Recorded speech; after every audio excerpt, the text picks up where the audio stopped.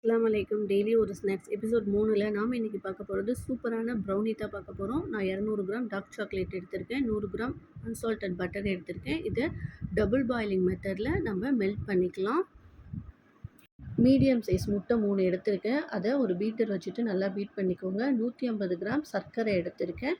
அதை பொடி பண்ணி வச்சுருக்கேன். அதையும் கொஞ்சம் கொஞ்சமாக சேர்த்து பீட் பண்ணிக்கலாம். நம்ம சாக்லேட் பட்டர் வச்சோம்ல, அதுவும் சூப்பராக மெல்ட் ஆகிடுச்சு. இதையுமே அந்த முட்டை பேட்டரோடு சேர்த்து நல்லா பீட் பண்ணிக்கோங்க.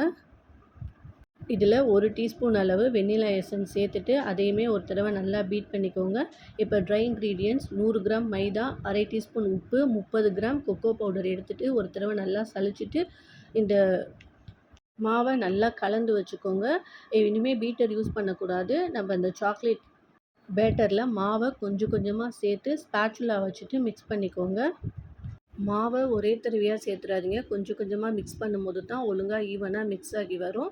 இப்போ பேட்டர் நமக்கு ரெடி ஆகிடுச்சு. நான் 8க்கு 8 இன்ச்சு ஸ்கொயர் பேன் தான் எடுத்திருக்கேன். கீழே பட்டர் பேப்பர் போட்டுட்டு ஆயில் க்ரீஸ் பண்ணி வச்சுருக்கேன். அதில் மாற்றிக்கிட்டு ஓவனில் 180 டிகிரி ஃபேரன்ஹீட்டில் பேக்கிங்கில் 25 மினிட்ஸ் வச்சு எடுத்திருக்கேன். சூப்பரான ப்ரௌனி நமக்கு ரெடி ஆகிடுச்சு.